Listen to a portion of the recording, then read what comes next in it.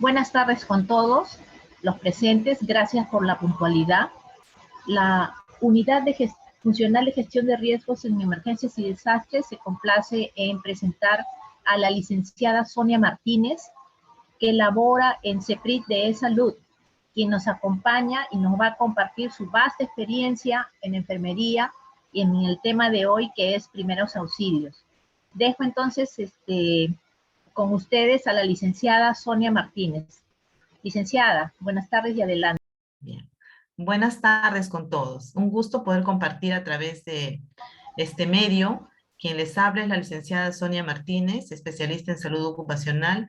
Un saludo desde el Centro de Prevención de Riesgos del Trabajo, a quien represento, del Seguro Social de Salud. En esta tarde vamos a llevar a cabo el primer módulo de primeros auxilios generalidades. ¿Me permiten, por favor? Voy a subir la presentación y enseguida damos comienzo al módulo preparado para el día de hoy. Bueno, el CEPRIT-LIME es el Centro de Prevención de Riesgos del Trabajo, una entidad de la Seguridad Social que está encargada de brindar asistencia técnica y capacitación a las empresas que así lo solicitan. Dentro de este contexto, hemos recibido la solicitud de la Universidad Cayetano, perdón, del Hospital Cayetano Heredia, en la persona de la ingeniera Loren. Vamos a dar hoy día inicio a la capacitación. El tema lo dice, primeros auxilios, cómo actuar en primeros auxilios. Es un tema introductorio. En las siguientes sesiones vamos a continuar con los contenidos de mayor profundidad, pero es importante empezar con el tema de introducción que nos va a establecer las bases sobre las cuales nosotros vamos a poder actuar en primeros auxilios. Porque en primeros auxilios se tiene que aplicar el principio de la prevención y el autocuidado y la bioseguridad. ¿Qué son primeros auxilios? Estamos acostumbrados a mencionar siempre, oh, hay que dar primeros auxilios, sí, pero ¿a qué nos referimos cuando hablamos de primeros auxilios?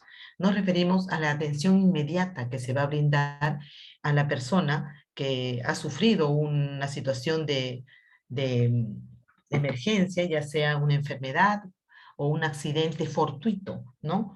¿Se ve bien? Ya, muy bien. Bien, entonces, es la atención inmediata que se brinda a una persona en caso de accidente o enfermedad fortuita, imprevista, algo que no avisa. Nadie pues va a decir, bueno, mañana voy a tener fiebre, ¿no? Me programo tener fiebre. Claro que no, porque eso es algo que se presenta sin previo aviso. Nosotros no lo buscamos, sucede, ¿no? Y en el caso de los accidentes también, nosotros como trabajadores no lo buscamos. Quizás a veces las condiciones en las que trabajamos hacen... nos ponen en riesgo de sufrir un accidente, ¿no? Eso ya bueno, lo comentamos, ¿no? Porque no es que uno también se programe, mañana me voy a accidentar, ¿no? Pero a veces los accidentes sí son prevenibles, ¿no? Porque uno tiene que evaluar si el espacio es seguro, si hay condiciones de riesgo que podrían causar un fortuito, un incidente o un accidente que podría, ¿no?, mermar mi capacidad laboral y, por supuesto, afectar mi integridad física, ¿no? Entonces, los accidentes son condicionados por las situaciones de peligro en las que trabajamos, cuando hablamos de nuestro trabajo. Y en casa también evidenciamos muchas situaciones de peligro que podrían generar accidentes. Esta vez nos vamos a enfocar a los primeros auxilios en general, porque aprender primeros auxilios no solamente nos prepara para un fortuito o una situación de emergencia en nuestro centro de trabajo, sino también se hace extensivo estos conocimientos para aplicarlos en cualquier momento de la vida diaria, ya sea en el ámbito familiar o incluso en la calle, ¿no? Cuando estamos nosotros transportándonos de la casa al trabajo o viceversa, o simplemente una salida, ¿no? Cualquiera para otros fines. Bien, el accidente es importante atenderlo pronto y dar el primer auxilio en el momento inmediato con la finalidad de detener un daño mayor. El objetivo de los primeros auxilios es salvar la vida de la persona accidentada o de la persona enferma, porque los primeros auxilios se aplican no solamente para accidentes, sino también para enfermedades, ¿no? Entonces el objetivo es salvar vidas y reducir el daño que se pudiera presentar a consecuencia de este fortuito, de esta situación, ¿no? Y el primer auxilio se brinda hasta que nosotros transportemos y dejamos al paciente en manos de una persona especializada o en un centro especializado, ya sea un hospital, clínica o bien en manos de la ambulancia, en manos de el personal paramédico o médico que pueda brindar la asistencia continuar la atención y brindar la asistencia definitiva a la víctima. Bien, para trabajar accidentes, de repente ustedes lo ven ahorita un poquito aburrido, dicen, carambas, me presenta cuadros la licenciada, yo quiero ver de repente hechos, ¿no? Pero no es así. Este cuadro nos va a dar una idea secuencial de cómo nosotros tenemos que priorizar nuestra atención. Entonces, para trabajar primeros auxilios no solamente es tener el conocimiento, sino también tener las pautas de la atención que vamos a brindar. Los primeros auxilios es un procedimiento secuencial y pensado siempre en un procedimiento que a la larga nos va a llevar a dar una mejor intervención. Entonces, vamos a establecer las pautas de la atención en cualquier caso. Primero, proteger. Segundo, avisar. Tercero, socorrer. Entonces, esos 3 pasos secuenciales nos van a llevar a dar una mucho mejor atención y reducir el riesgo de pérdida de vida o de una lesión mayor, ¿no? Porque el daño no solamente se circunscribe al momento del impacto, en el caso de accidente, o de repente en el evento, en el caso de una enfermedad, sino que este puede hacerse mayor si nosotros no actuamos con rapidez y de manera secuencial, basados en la prioridad de la atención, ¿ya? Proteger, avisar y socorrer. ¿Cómo se entiende esto? Una vez que damos el socorro, allí recién, miren, primero protejo, luego aviso, ¿no? Y luego socorro. O sea, doy la asistencia, ¿no? Ustedes dirán, pero ¿por qué deberíamos empezar por socorrer, que es lo más urgente? Les voy a ir explicando secuencialmente por qué es importante primero proteger, luego avisar y tercero socorrer. Cuando hablamos de socorrer también, para no perdernos de este cuadro, ¿no? Vemos que dentro de socorrer hay que aplicar 2 tipos de evaluación, la evaluación primaria y la evaluación secundaria. La evaluación primaria es evaluar la conciencia, el grado de conciencia, si la persona está despierta o no, si está lúcido o no, si es víctima de un desvanecimiento y no contesta, ¿no? La respiración, si la persona respira, toma aire y lo intercambia con su medio, o si tiene, y luego si tiene pulso. Y finalmente, si hay o no presencia de hemorragias. Entonces, dentro de todos los eventos que pueden causar la muerte de una persona, ¿no? No hablamos de fracturas, no hablamos de quemaduras, hablamos de hemorragia. ¿Por qué? ¿Por qué yo no me fijo en una fractura? ¿Por qué no me fijo en una quemadura? Y sí me fijo en la hemorragia como una prioridad de atención en la evaluación primaria.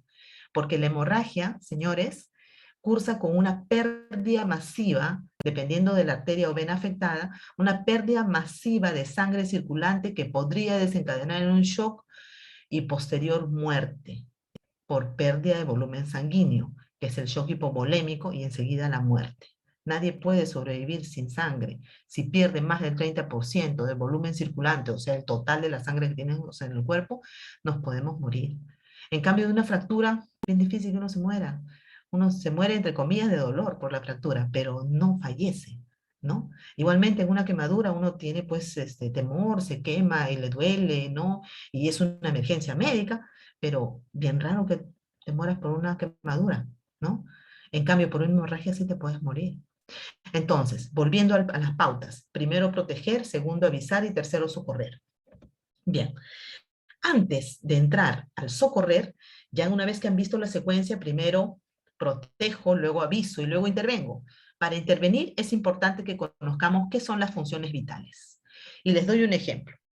Todos estamos usando equipos, ¿no? De repente computadora, de repente pues un celular, ¿no? A través del cual estamos recibiendo, ¿no? La capacitación en este momento. Entonces, ¿qué pasa con estos equipos? Nosotros, cuando adquirimos un equipo, lo primero que queremos es ver si tiene una buena nitidez, ¿no? De la imagen, ¿no? Si yo voy a poder usar todos los aplicativos que uno le pone a veces a los celulares, ¿no? Y los programas que uno inserta en la computadora, ¿no? Para que me dé pues una característica de que este equipo es bueno, ¿no? Que tiene audio, tiene nitidez en la imagen, entre otras características que me dan la pauta de si es bueno o malo su funcionamiento. Si no hay buena imagen o de pronto la imagen se dispersa, entonces aquí hay un problema, ¿no? Si de pronto el sonido no es bueno y yo no llego a escuchar nada de lo que están transmitiendo, entonces hay un problema, ¿no? ¿Qué pasa con el ser humano si extrapolamos esos ejemplos a nuestra estructura corporal, al cuerpo humano? Las características que nos dan los equipos también las tiene el ser humano. Y estas características son las funciones vitales. Entonces, dependiendo de si alguna de ellas está mal, ¿no? Entonces, aquí hay un problema, ¿verdad? Las funciones vitales tienen un rango, ¿no? Una medida de acuerdo a la edad de la persona. Entonces, si en las funciones vitales nosotros nos encontramos mal, algo anda mal, los valores no están correctos, es como en tu pantalla de computadora. Si no funciona bien, tú vas y la arreglas, ¿no? Entonces, igual, las funciones vitales, si no están correctas, no están dentro de sus valores, entonces tú te vas al médico a ver qué es lo que está pasando, ¿no? ¿Por qué tendrías que tener esa deficiencia o alteración en las funciones vitales? Cuando hablamos de accidentes, ¿no? Y cuando hablamos de primeros auxilios, lo primero que tenemos que evaluar son las funciones vitales en la persona. ¿Qué es lo que está pasando? ¿Están alteradas o no están alteradas? Eso nos va a dar una medición de cuál es el grado de gravedad de la persona. Y bien, ¿qué funciones vitales tiene el ser humano? Tiene 4 funciones vitales, y vitales se dice porque determinan la vida de la persona. Ya, entonces tenemos las 4 funciones vitales: la respiración, el pulso, la temperatura y la presión arterial. Son 4 que son básicas, determinan las condiciones de salud de una persona. Pero de estas 4, ¿cuál nosotros podríamos evaluar como brigadistas o como conocedores de primeros auxilios? Porque obvio que con estas 4 capacitaciones nosotros no vamos a formar un médico, no vamos a formar una enfermera, pero sí vamos a formar una persona que pueda intervenir en caso de emergencias, ya sea emergencia médica o por accidente, ¿ya? Entonces, lo que tenemos que tener claro es cuál de estas 4 funciones nosotros vamos a estar en capacidad de poder evaluar. La respiración y el pulso. Hoy van ustedes a aprender a evaluar la respiración y a evaluar el pulso. La temperatura no, porque tendríamos que tener ¿cómo les digo? Hay mayor expertise, porque en realidad no nos interesa ahorita en un accidente controlar la temperatura. Si está fiebrado o no, es una cuestión que no es determinante en la vida o muerte de una persona, ¿no? La presión arterial tampoco. Si de pronto tienes la presión baja o alta, no me determina si estás vivo o muerto, para hablar más claro, ¿no? Pero en cambio, la ausencia de respiración y la ausencia del pulso sí pueden determinar la continuidad de la vida de una persona o su pérdida, ¿no? Entonces, vamos a evaluar hoy día y vamos a aprender hoy día a evaluar la respiración y el pulso, que de las 4 funciones vitales son las 2 que son más importantes, son las funciones vitales básicas: la respiración y el pulso. Ahora, ¿qué cosa es la respiración? Importante saber esto, porque si no lo sabemos no podemos introducirnos al mundo de los primeros auxilios, ¿ya? Entonces, esto lo hemos llevado en la secundaria, es un poquito recordar lo que se estudió en la secundaria, en el curso de, no sé, ciencia y ambiente, creo, bueno, en mis tiempos se llamaba ciencias naturales, ahora se llama, creo, ciencia y ambiente, o algo parecido. Ya ustedes lo recordarán según cómo ha sido los años de sus estudios y cómo fue la currícula en su tiempo, ¿no? Los que están más jóvenes tendrán más fresco también en la memoria este tipo de aprendizaje. Entonces, ¿qué cosa es la respiración? Es el intercambio de aire, de oxígeno y de CO2 entre nosotros, nuestro cuerpo, y en nuestro medio, el medio externo, ¿no? Entonces, es la toma de aire cuando yo recibo aire y luego lo elimino. La inhalación y la exhalación. Son 2 movimientos respiratorios que es una respiración. O sea, cuando yo tomo aire, no es una respiración, es solamente un movimiento. Y cuando boto, ahí recién es una respiración. Entonces, una respiración es tomar y eliminar aire. Eso es una respiración. Entonces, cuando nosotros hablamos de cuántas respiraciones por minuto tienes, tenemos que evaluar la toma y la eliminación del aire. O sea, cuando el pecho se hincha y cuando el pecho baja, ¿no? Entonces, ¿cuánto es la frecuencia respiratoria normal en un adulto? ¿Por qué hablamos de adulto? Porque este curso está dirigido a las personas que van a poder ser inducidas en primeros auxilios para brindar atención en su centro de trabajo, ¿no? Que se puede hacer extensivo afuera, sí, pero básicamente lo que nos interesa es cómo intervenir en caso de un adulto accidentado o una persona con una enfermedad súbita, ¿no? En el ambiente laboral. Y en el ambiente laboral, la población económicamente activa pasa de los 18 años a los 65, entonces son adultos, ¿no? Para conocimiento les diré que la frecuencia respiratoria no es igual en las diferentes etapas de la vida de las personas, ¿no? Los niños tienen una frecuencia respiratoria mucho mayor. Entonces, es un poquito así como cuando uno es pequeñito, ¿no? Y está introduciéndose a la vida, cuando uno es pequeñito, sus funciones vitales, el pulso y respiración son altas. Por eso el recién nacido puede tener hasta 40 respiraciones por minuto. Si ustedes tienen un bebito en casa, compruébenlo. Ellos respiran más rápido que ustedes. Es más rápido por su metabolismo, por su crecimiento. Entonces empieza con 40 respiraciones cuando es bebé y va bajando progresivamente, ¿no? Hasta llegar a la adultez de 12 a 20 respiraciones y a la ancianidad, ¿no? Con 10 a 12 o 14 respiraciones minuto. Entonces empezamos alto y vamos bajando a medida que decaemos también en la edad, ¿no? O sea, vamos avanzando ya como al finalizar de nuestra vida, como que ya bajamos nuestras revoluciones, ¿no? Entonces, nuestra respiración es mayor cuando niños y mucho menor cuando ya somos ancianos. Ahorita estamos tratando de la población que está al medio, la población adulta, que tiene de 12 a 20 respiraciones por minuto. Esa es la frecuencia normal. Entonces, una persona en la plenitud de sus facultades puede tener 12, 14, 16, 15, 19, hasta 20 respiraciones en un minuto. Y eso es normal. Esa es la frecuencia que debe tener. Si de pronto encontramos a una persona que tiene más, vamos a explicarles por qué es esto, ¿ya? Y bueno, aquí vamos, como vemos en la figura, se ve la inspiración, que es la toma de aire, y la expiración, que es cuando eliminamos el aire, ¿no? Entonces, estos dos movimientos respiratorios hacen una respiración. Y ahora vamos a aprender a hacerlo, ¿ya? Antes utilizábamos un reloj, porque la mayoría usábamos reloj, ahora todo el mundo usa celulares y de ahí nomás se fija la hora, como que ya los relojes como que han pasado de moda o han pasado a ser un artículo de decoración, pero no, no son tan prácticos, ¿no? Como el uso del celular, inmediatamente vemos la hora. Bueno, el punto es que ahorita ponemos el cronómetro en nuestro celular o vemos de qué manera hacemos si tenemos reloj con segundero mejor, porque vamos a evaluar nosotros mismos nuestra respiración, ¿ya? Vamos a hacer un ejercicio bien simpático que consiste en poner nuestra mano sobre el pecho, ¿ya?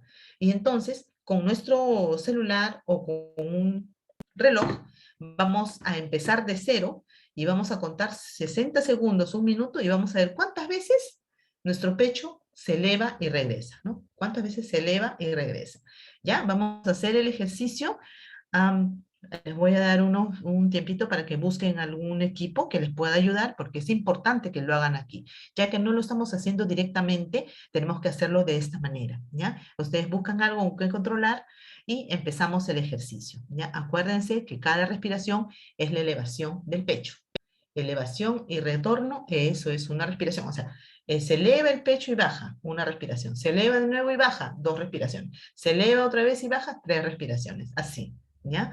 No contemos movimientos respiratorios, contemos sube y baja el pecho. Esa es una respiración. Luego dos respiraciones. Luego tres respiraciones. Así, ¿ya? Entonces, creo que ya sería. ¿Estamos listos?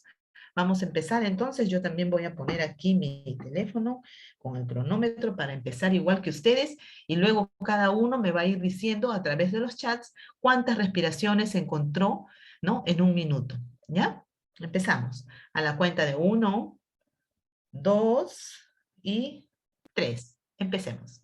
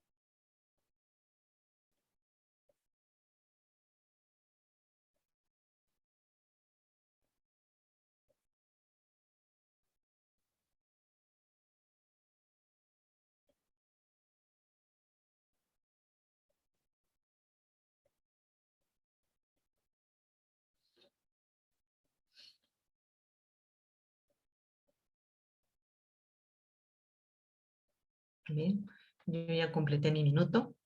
Ahora espero que coloquen en el chat, si los que ya terminaron, vayan poniendo cuánto es que controlaron, y los que aún no, a la medida que vamos avanzando, van poniendo sus valores, ¿ya? Y vamos revisando rápidamente cuánto ha obtenido cada quien y si el valor que ha obtenido está dentro del rango normal o no. Aquí vamos viendo que nos dicen que tienen 16, 17, 20 respiraciones, 18, 18, ¿no? 18 respiraciones dentro del rango, 16, 20, 19. Si alguien obtuvo más, no hay problema, lo menciona. 14 respiraciones, 19, muy bien. 23 respiraciones, 18, muy bien. 22, ya. Entonces, ya que están dando las respuestas, ¿no? Vamos revisando cada una de ellas. Aquellas personas que han entrado, que han controlado las respiraciones dentro del rango de 12 a 20, están muy bien. Las que han controlado pasados los 20, también están muy bien, ¿no? Acá lo que pasa es un tema nada más de expertise y de la mente, ¿ya? ¿Por qué? Porque de expertise les digo, porque a veces por ahí que se nos pasa una respiración más y capaz que hemos respirado menos, pero contamos una más. Es un tema de práctica nada más, ¿ya? Y aquellos que de repente se han controlado 12, 13, 14, capaz que han controlado menos, por ahí se les fue de repente contar alguna, ¿ya? Entonces no hay problema. Todos estamos ejercitándonos y estamos adquiriendo experiencia y habilidad en el control de las respiraciones. Por otro lado, cuando les decía es un tema mental, ¿por qué? Porque la respiración, a diferencia del pulso, es voluntaria. Si yo quiero, respiro más rápido. Si yo quiero, respiro más lento. De tal modo que si comienzo a jadear, estoy respirando rápido. Y si comienzo a suspirar, la respiración más profunda, son menos respiraciones en un minuto si comienzo a suspirar, ¿no? Entonces va a depender de mí muchas veces y sobre todo va a depender del nerviosismo. Porque si yo estoy nervioso porque a ver si lo hago bien, o que capaz estoy nervioso porque de repente voy a tener más respiraciones y mejor no lo escribo. Y bueno, el mismo hecho de hacer algo nuevo nos expone ante una situación diferente y nos eleva un poquito el nivel de estrés. Entonces, en estos casos, nosotros inconscientemente podemos ventilar más rápido. O bien, mentalmente decimos, a ver, voy a ver, pues sí, que lo que dice la licenciada es cierto, a ver si entro dentro del rango, de repente yo respiro más lento que todos, ¿no? Y entonces, así como que uno maneja sus propias respiraciones, ¿no? Entonces, no nos asustemos, ¿no? Todos los valores son correctos, ¿ya? Porque todos estamos sanitos, ¿no? Y lo sabemos. En el caso de un accidentado, si hay pérdida de sangre, la respiración va a aumentar. ¿Qué tiene que ver la sangre con la respiración? Luego se los voy a explicar. Pero siempre que hay, además de la pérdida de sangre, siempre que hay un impacto que nos expone a una situación de accidente, ¿no? Y estamos con el miedo encima, nerviosos y asustados, es obvio que vamos a hiperventilar. Entonces la respiración va a ser más rápida. Ahí no encontraremos 20 respiraciones, vamos a encontrar 25, 30, 35, 40 respiraciones minuto. ¿Por qué? Porque estamos asustados, porque estamos nerviosos, ¿no? Y si se trata de una enfermedad y estoy con fiebre, la fiebre hace que automáticamente eleve también el número de respiraciones por minuto.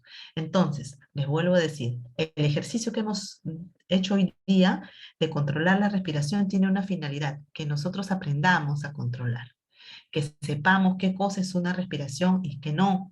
Y mientras más practiquemos, más hábiles y expertos vamos a ser en saber controlar bien las respiraciones y dar una medida exacta, ¿ya? Esa es la finalidad. Ahorita no es detectar quién está enfermito, porque se entiende que todos estamos sanitos por ahora, ¿no? Mañana nunca sabemos, siempre puede presentarse una situación difícil que nos exponga a una enfermedad o un accidente. Ojalá que no, pero estemos preparados, ¿no? Entonces ya aprendimos a controlar la respiración. Ya también sabemos que la respiración se altera no solamente por enfermedad, sino también por una cuestión emocional de estrés, de miedo, temor, angustia. Y también por ejercicio respiratorio, porque, por ejemplo, sin que estés enfermo, sin que te hayas accidentado, otra razón por la cual podrías tener las pulsaciones más elevadas es porque de repente estás llegando apurado a trabajar, porque hoy día justo te dejó el carro y tomaste el que venía y te demoraste mucho y tienes que marcar tu tarjeta. Entonces comienzas a correr para llegar a tiempo. Llegas al marcador, contrólate las respiraciones y vas a ver cuánto tienes. Tendrás pues 30, 35. ¿Estás enfermo? No. ¿Estás nervioso? No. Has hecho ejercicio. Al hacer ejercicio, el gasto cardíaco aumenta, y al aumentar el gasto cardíaco también aumentan las respiraciones. Corriste pues, entonces como has corrido vas a tener más respiraciones. No te asustes, te esperas 10 minutos y ya tu respiración vuelve a ser la normal. ¿Ya? Igual si te asustaste por algo, no sé, te peleaste con alguien, por último, alguien te molestó en el camino y ya entraste en discusión, también en ese momento contrólate la respiración y vas a ver que está elevada, ¿no? Porque la emoción fuerte también hace que el corazón comience a latir más rápido y al latir más rápido el corazón, automáticamente los pulmones también comienzan a hiperventilar y tomar más aire por minuto del que normalmente tomas, ¿no? Entonces, esto claro, estando claro esto, pasamos a avanzar. Este es el procedimiento, ¿no?, que se hace con el reloj segundero. Acá vemos este ejemplo es de la víctima ya. Cuando nosotros estamos dándole la atención a la víctima, es obvio que no va a estar de pie como estamos ahorita nosotros, ¿no? De repente se ha accidentado y tiene que estar acostadito, ¿no? Y para mayor facilidad, nosotros le sacamos su ropita para poner ahí nuestra mano y atender con más tranquilidad. Sí es necesario, ¿no? Si no es necesario, lo dejas con su ropita porque todavía está haciendo frío, ¿ya? Entonces, el asunto es que si la ropa te impide controlar bien la respiración, tienes que sacarla, si no, no. Por ejemplo, si está con una casaca muy abultada, es obvio que tengo que sacarla, porque si no, no voy a poder controlar bien. Entonces ya con una prenda más ligera, puedo controlar las respiraciones por minuto poniendo mi mano sobre el pecho, como vemos en la figura, como lo hemos hecho nosotros, igualito. ¿Ya? Pero la víctima, de preferencia, acostada. ¿Para qué? Para que pues esté más tranquila, ¿no? Porque el gasto cardíaco también es menor cuando uno está en decúbito, ¿ya? Y bien. Ahora vamos a pasar a evaluar el pulso. Ya aprendimos a controlar la respiración, perfecto. Ahora vamos a aprender a controlar el pulso. Esto es necesario porque de lo contrario no podemos nosotros realizar la evaluación de primeros auxilios si no sabemos controlar la respiración y el pulso. Para el pulso es importante que sepamos, a ver, vamos a ver si está acá la figurita, sí, que sepamos que nuestro cuerpo está lleno de arterias en todo lado. Pínchate cualquier parte de tu cuerpo y vas a ver que sale sangre. ¿Por qué? Porque hay arterias, pues las arterias son como redes, ¿no? Que están en todo nuestro cuerpo. Aquí lo vemos en la figura, solamente las arterias más grandes, las más gruesas, las de mayor calibre o grosor, ¿ya? Que son las más importantes y donde nosotros podemos evaluar el pulso. ¿Qué cosa es el pulso? El pulso es exactamente el paso de la sangre a través de las arterias, porque estas son como ramificaciones, como que fueran mangueras que están por todo nuestro cuerpo llevando la sangre, pero no es que la sangre esté estática ahí, ¿ah? No, la sangre pasa, da vueltas. El chorro de sangre se distribuye constantemente por nuestro cuerpo. ¿Saben cómo es? Con el latido. El corazón toma bastante sangre y luego el corazón se llena de sangre y luego ¡puf!, se aplasta como una bomba, porque el corazón es una bomba. Toma sangre y está lleno. Luego se provoca un movimiento de eyección, de salida, como que se aplasta y ¡pum!, sale un chorro de sangre. Ese chorro de sangre es un latido. Cuando nosotros hablamos románticamente del corazón y de los latidos, ¿no? Decimos, uy, el corazón late por ti, decimos, ¿no? ¿Qué cosa es el latido? El corazón no late por nadie, el corazón late porque tiene que latir, porque si no nos morimos, porque el corazón necesita llevar la sangre a todas las partes de nuestro cuerpo. ¿Y cómo lo hace?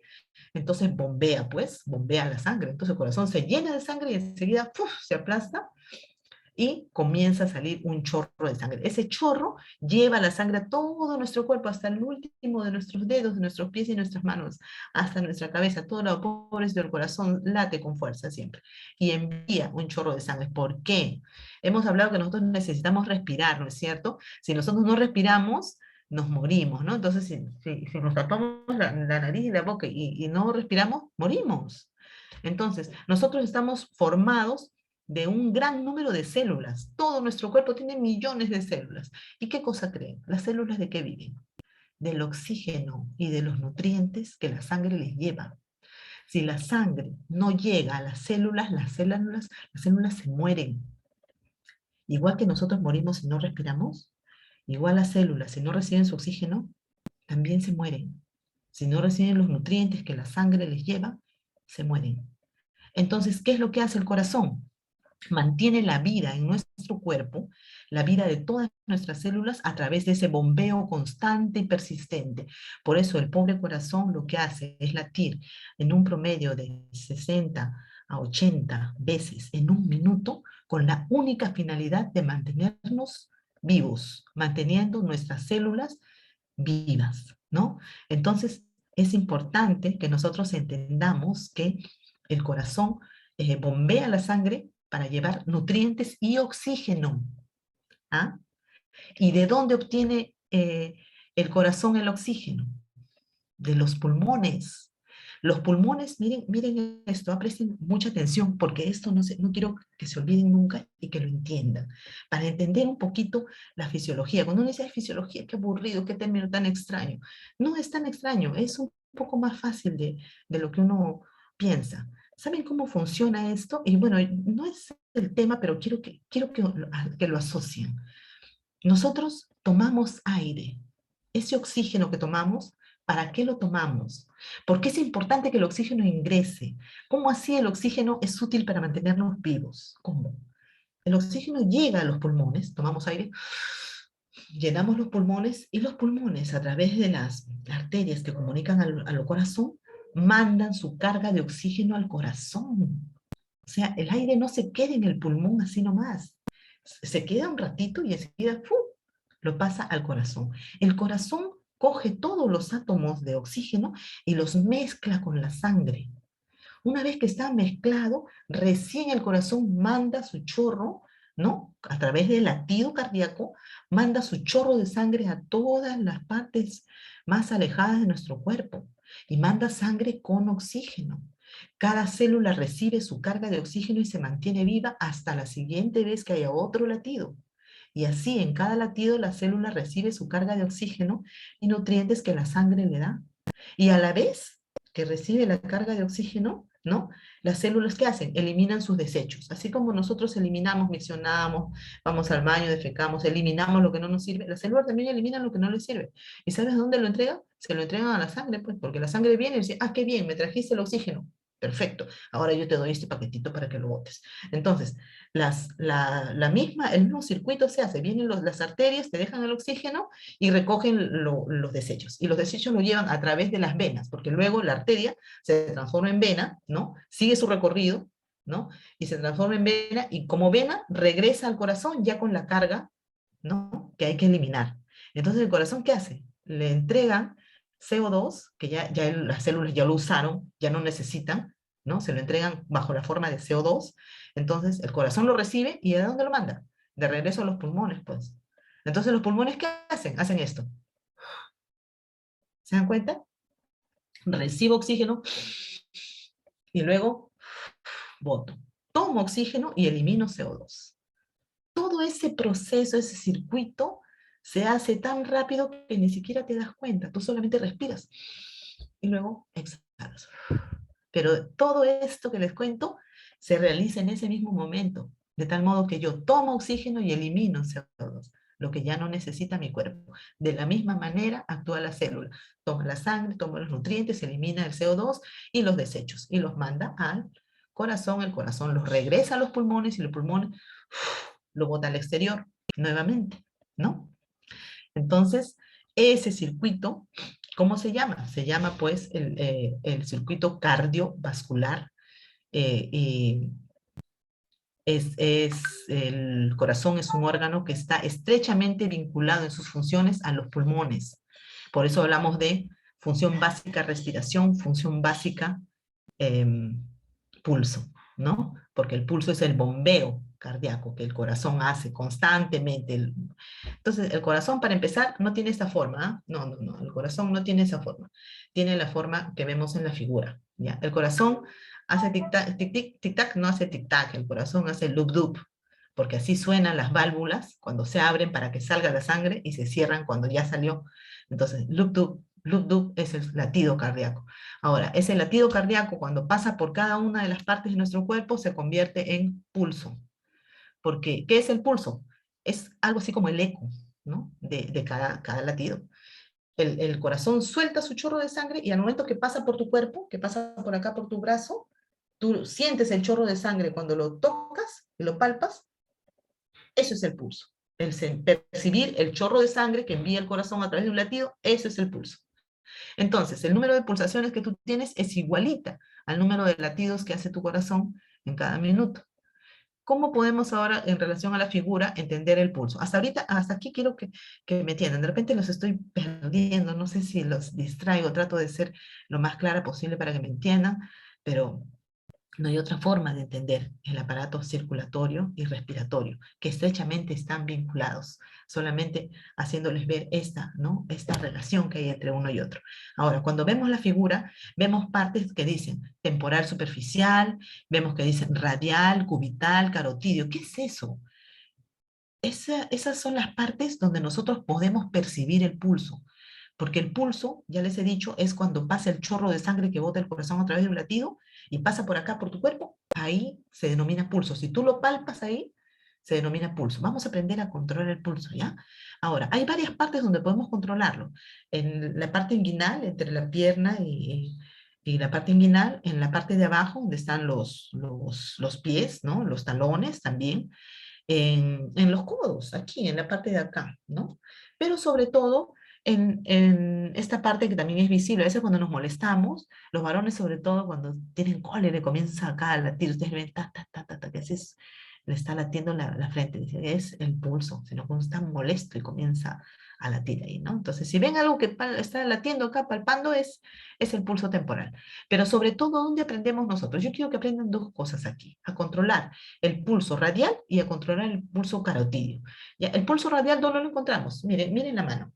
Acá este dedito gordito, nosotros bajamos así un poquito, y aquí, en esta parte, ¿no? En esta parte de acá para adelante, no para atrás, sino para adelante, ahí si me ven en la figura, allí ponemos los 3 dedos de esta manera, presionamos un poquito y por ahí hay como un canal por donde pasa la arteria radial.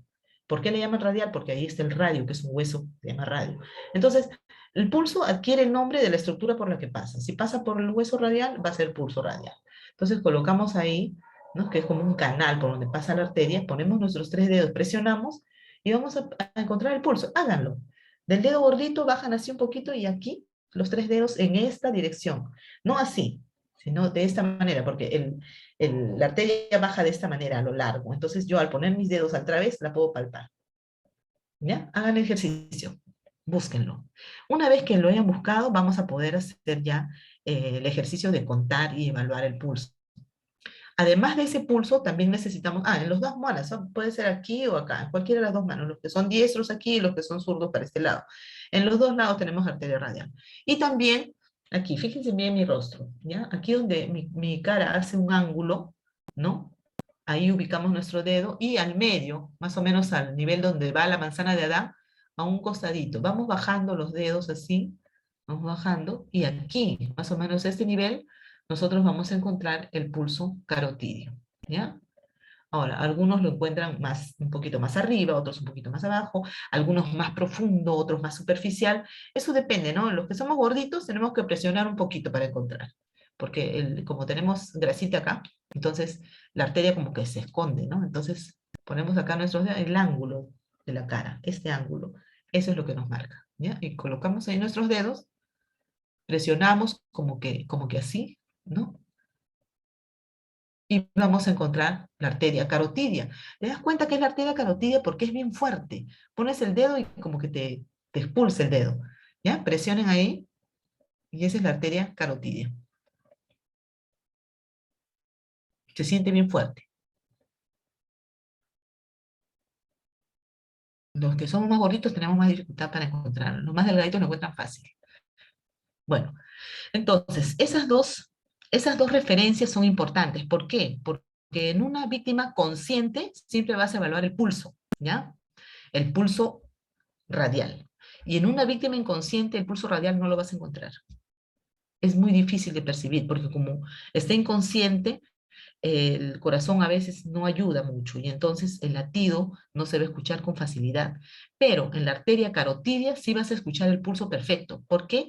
Porque es una arteria bien gruesa, mucho más gruesa que la de la mano, que la radial. Entonces, es obvio que ahí sí lo vas a encontrar, ¿no? Y estamos, ¿cómo les digo? A ver, en las películas lo primero que vemos es ay, así van a matar a alguien, agarran y me cortan el cuello. ¿Por qué el cuello? Porque desmueres, pues. ¿Por qué? Porque la arteria es tan gruesa que la pérdida sanguínea es fatal, es determinante, no lo puedes, no puedes mantener con vida a la persona. Entonces, sí, siempre, ¿no? Las películas así que tú ves que están matando, así, las batallas, así, de Juego de Tronos, ahí, corten el cuello, uf, la sangre, cómo sale a borbotones, ¿no? De esa no te salvas. ¿Por qué? Porque es una arteria gruesa, pues, y mientras más gruesa la arteria, más cantidad de sangre perdida, y mientras más cantidad de sangre perdida, más fácil que te encamines hacia la muerte. ¿Ya? En cambio, cortarse aquí, no, no, te va a dar tiempo todavía, puedes detener la hemorragia, pero tener una hemorragia aquí en el cuello es bien difícil, bien difícil, no puedes detener la hemorragia, sale muy gruesa, es una arteria de muy grueso calibre. Entonces, ¿por qué el agua es la referencia? Porque es importante que sepas que cuando una persona está accidentada, está perdiendo sangre, o una persona se ha desmayado, bien difícil que encuentres otro sitio donde controlar el pulso que no sea la carótida. Ahí lo vas a encontrar porque es una arteria muy gruesa. El último pulso que desaparece es en la carótida. Lo demás puede desaparecer, pero aquí no. Este de acá es el último que queda. Entonces es la referencia mayor. ¿No encuentras pulso radial? Hágate a la carótida y vas a encontrar el pulso y vas a poder controlar. ¿Ya? Entonces, para seguir, vamos a hacer el ejercicio vamos a regresar aquí, ¿ya? La arteria radial, que la vemos ahí en la figura, que vamos a evaluar ahorita, ¿no? En caso de una urgencia, controlar el pulso radial, pero en caso de una emergencia, allí sí controla el pulso carotídeo, ¿ya? Que este de acá no lo vas a perder. Ya, en el adulto es de 60 a 80 latidos por minuto la frecuencia. Entonces volvemos a hacer lo mismo que hicimos con la respiración y vamos a colocar nuestro contador de segundos, nuestro segundero, o en el celular ponemos el cronómetro y medimos, ¿ya? Vamos a ver cuántas pulsaciones tenemos, ¿no? Pero primero, ya saben, primero el pulso radial. Aquí vamos a evaluar, ¿ya? Si alguno quiere aventurarse a controlar el carotido, también es libre, cualquiera de los dos zonas. Si lo ha encontrado, ya ahí, ¿ya? Donde quiera, controlan el radial o controlen el carotidio, lo que quieran, pero controlen, ¿ya? Entonces, vamos a empezar a la cuenta de 3, ¿no? Y vamos a evaluar cuántas pulsaciones tenemos en un minuto. Ya.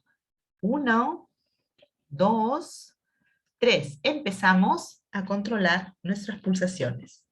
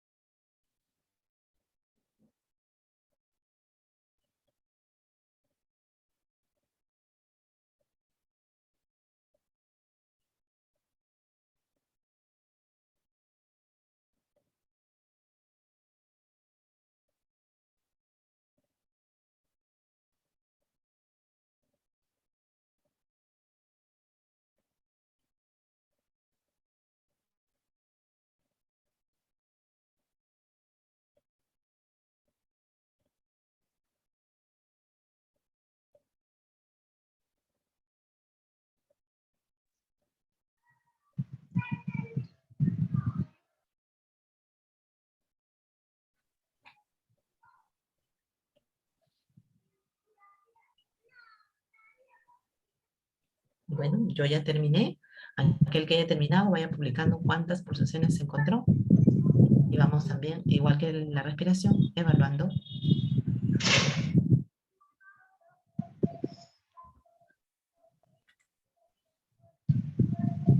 71, 70, 68 latidos. Bien. 70. Bien. 72.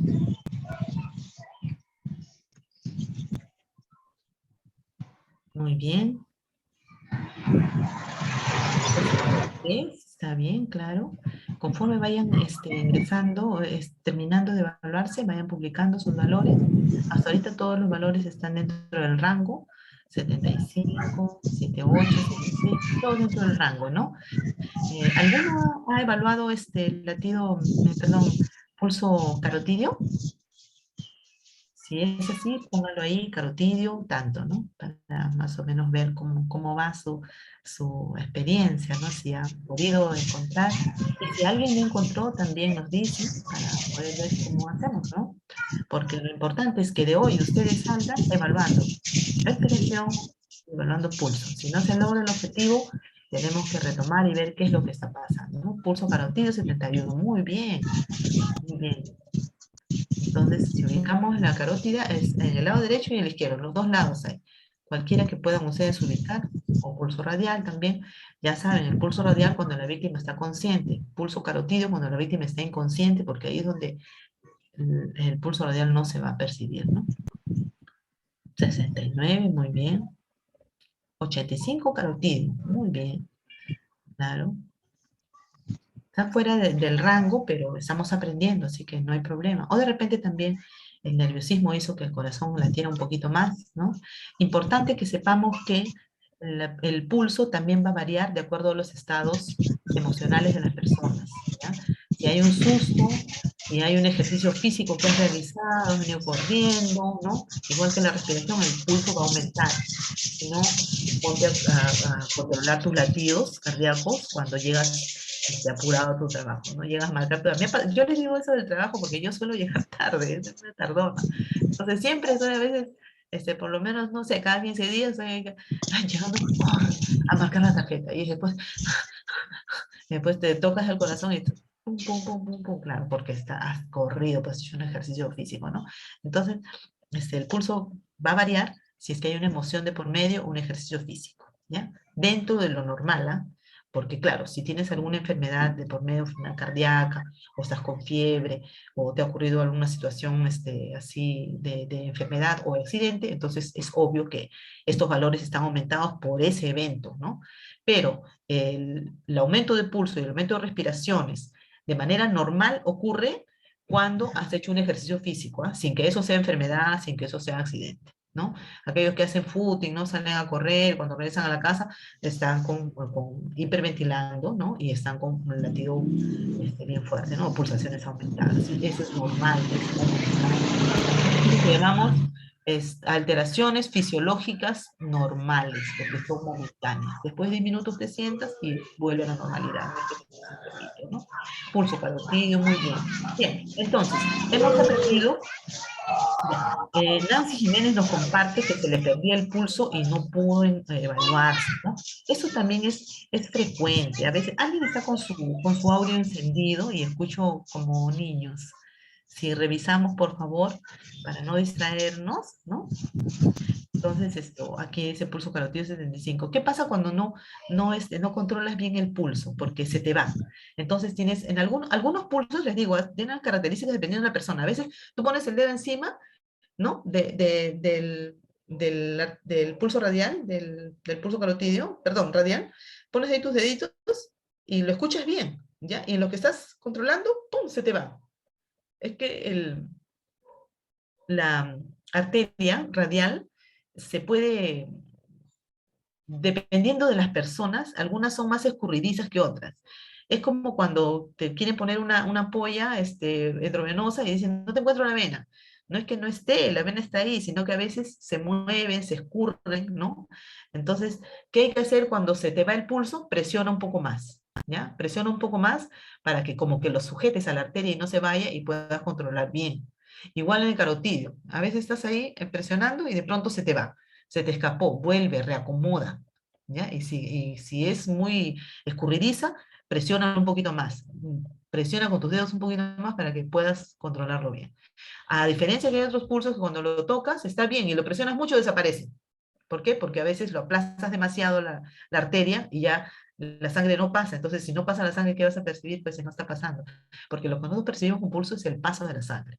Entonces, todas estas cosas, ¿cómo se logran?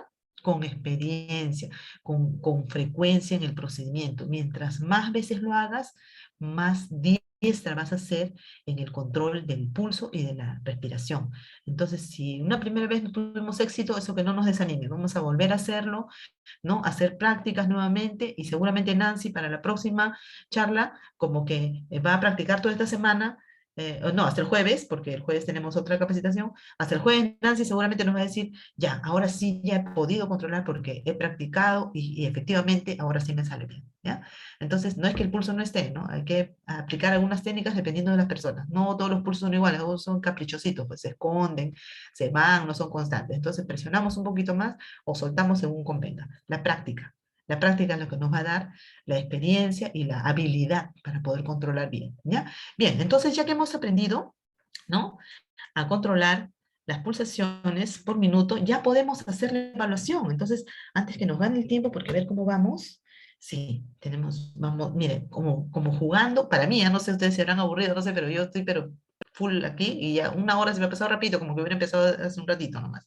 Bueno, ya aprendimos ya a controlar las respiraciones, ahora hemos aprendido a controlar el pulso, ¿no es cierto? Ya, vamos avanzando. Aquí es el pulso carotídeo, donde les dije, ¿no? Más o menos esta es la referencia, al costado de la manzana de Adán, hacia arriba, donde está el ángulo de la cara, ahí encontramos. Nuestra referencia es esta, ¿no? Es como si fueran las Y y las X, donde se interceptan, ¿no? Entonces, referencia manzana de Adán a ese nivel y para arriba, ¿ya? Entonces, ahí es donde nosotros encontramos. ¿Bien? En caso de emergencia, controlar pulso carotídeo. Vimos por qué. En todas estas partes se puede controlar el pulso, pero es más difícil. Las más sencillas son el pulso radial y el pulso carotídeo. Podemos encontrar pulso femoral también. En el pie, el pulso pedio, también podemos poner nuestros dedos y controlar el pulso. Sí, también, también. El pulso humeral también lo puedes controlar, ¿no? Pero es más difícil. Las venas, las arterias ahí están un poquito más profundas, ¿no? Entonces es más difícil. Donde es más superficial, o sea, donde la arteria se hace más hacia afuera, hacia el exterior, ¿no? Es acá, en esta parte del pulso radial. Allí como que la arteria se da una escapadita y sale más hacia el exterior. Las otras arterias están más profundas. Cuando nosotros vemos acá la mano, que esas rayas verdes que vemos aquí, son las venas. Las venas, las venas son superficiales. Tú las ves por fuera. Si las personas mientras más blancas son, se les ve más, como que más transparente la piel, se ven más, más claramente las venas, que se ven ahí verdes, como verdecitas, ¿no? Pero las arterias son más profundas, están más adentro. Es como que la naturaleza obrara en beneficio nuestro. ¿Por qué? Porque si sucediera un corte y es la vena la que se afecta, la hemorragia venosa es fácil de detener, pero la hemorragia arterial no. Entonces es bueno y es gracia divina que las arterias estén más profundas porque es más difícil dañarlas, porque si se dañan, detener una hemorragia arterial es muy difícil. Entonces, si vas a tener una hemorragia, que sea venosa, porque con eso lo detienes rápido. En cambio, la hemorragia arterial no. Y bueno, ya, siempre me salgo del tema. Bueno, seguimos. Entonces, vamos a la evaluación del accidentado. Acuérdense cómo era. Proteger era avisar y era, ¿no? Auxiliar o intervenir, ¿no? Ya, entonces, consta de dos fases. La valoración del accidentado, fase de valoración primaria y valoración secundaria, ¿no? Ya, vamos a empezar. ¿Cuál es la valoración primaria? Pero antes, a ver, espérense un ratito, vamos a avanzar esto. Ya. Ya. Entonces, proteger, avisar e intervenir directamente haciendo la valoración primaria y la valoración secundaria. ¿Se acuerdan, no? Socorrer, ¿ya? Entonces, proteger, ¿qué significa? Que yo tengo que proteger mi vida y la del accidentado. Toda vez que yo tenga que hacer una intervención, lo que voy a hacer primero es proteger.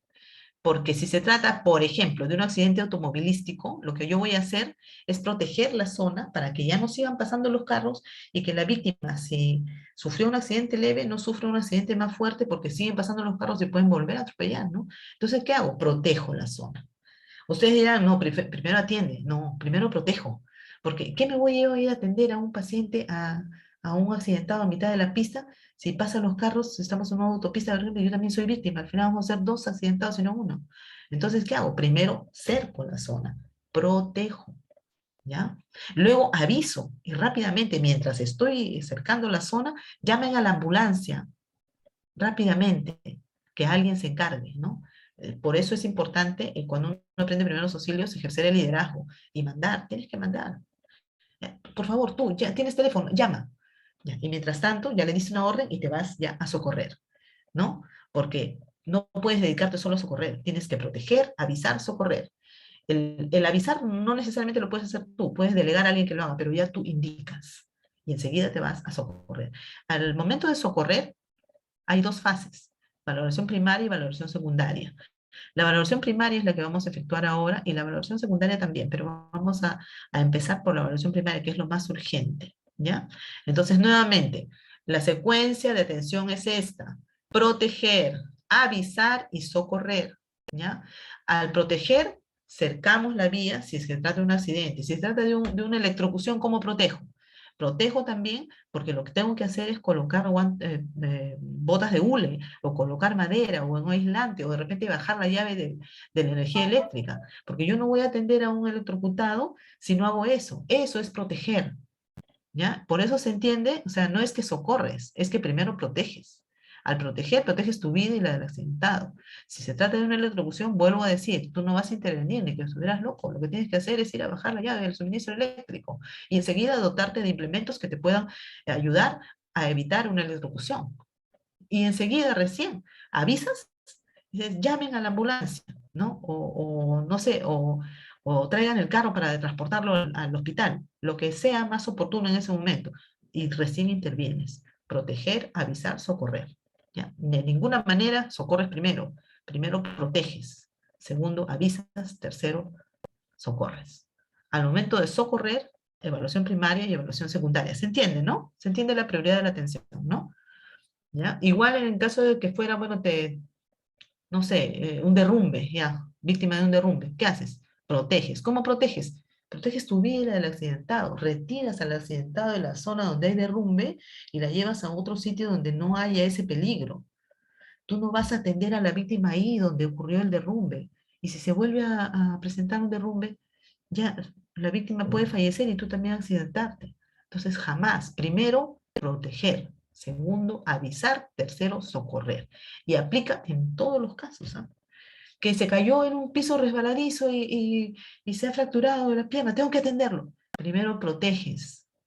O sea, te sacas los zapatos si son resbalosos, caminas en medias que te pueden de repente ayudar más, o pones cartones para llegar hasta la víctima. No hace que tú también te caigas, pues. Al final, dos accidentados, ¿quién nos asiste a ustedes? ¿No? Entonces, primero socorrer, perdón, primero proteger, segundo avisar, tercero socorrer, siempre, siempre, siempre, ¿ya? Bien, entonces ya estamos en socorrer, ¿ya? Ahora sí, hacemos la evaluación primaria. Miren, cómo pasamos una hora y recién vamos a empezar al procedimiento de primeros auxilios, porque lo previo era importante, ¿no? Porque sin lo previo no puedo pasar a esta fase, ¿ya? Entonces, ¿cuál es el objetivo de la evaluación primaria? Es identificar aquellas situaciones que puedan suponer una amenaza inmediata para la vida del accidentado. Entonces, observamos acá que hay un cerco, ¿no? Miren cómo hay un cerco allí, un cerco que está impidiendo el paso de los curiositos y solamente están las personas que tienen que estar, ¿no? Incluso la ambulancia está estableciendo una especie de barrera entre los curiosos y entre los demás vehículos para que pueda acá ya se ha dado la protección, ya se avisó y estamos socorriendo, ¿no?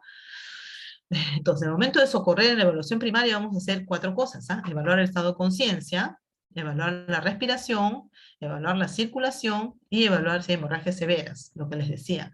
Entonces, ahora podemos evaluar el estado de conciencia, es fácil en realidad, tienes que ver si está consciente o inconsciente, para eso no necesitas mayor expertise, ¿ya? Pero para la respiración sí. ¿Cómo vas a evaluar la respiración? Ya aprendiste.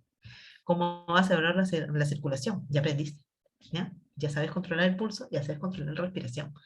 Entonces, ¿puedes hacer esto? ¿Puedes hacer tu evaluación primaria? Sí puedes, porque vas a poder evaluar el estado de conciencia, evaluar la respiración, si está presente o no, y cuántas pulsaciones minuto hay, perdón, cuántas respiraciones minutos hay, igual evaluar el pulso, ver si está presente o no, y cuántas pulsaciones minutos hay.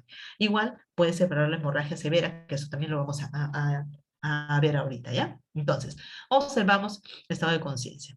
Esto nuevamente para reiterar que lo que hay que hacer es proteger, asegurar la escena donde sucedió el fortuito. Allí tenemos que asegurar, despejar los peligros de la víctima y el rescatador y ubicar un lugar seguro para la víctima. Proteger. Luego, avisar para llamar a la ayuda. Y tercero, valorar el estado de conciencia. ¿Ya? Ojo que el avisar no tienes que hacerlo tú, no vas a estar, ya hiciste la barrera, ya sacaste de peligro para que haya otro incidente, y ahora quieres agarrar tu teléfono y llamar. No, tú indica, tú dile a alguien, fulanito, llama, o tu amigo, tú que tienes celular, por favor llama, porque eso se tarda, y mientras tanto tú vas atendiendo a la víctima. O sea, se trata de que tú ejerces el liderazgo y que asegures todas esas tres partes, ¿no? Proteger, avisar y socorrer si lo haces tú. Entonces, valorar el estado de conciencia, ¿cómo haces? Si la víctima está inconsciente, lo que vas a hacer es acercarte a la víctima y tocarle del hombro ligeramente, ¿no? Y decirle, ¿te sientes bien? ¿No? O si es una persona que no conoces, ¿se siente bien? Pregunta 2 veces, ¿ya? Espera una respuesta.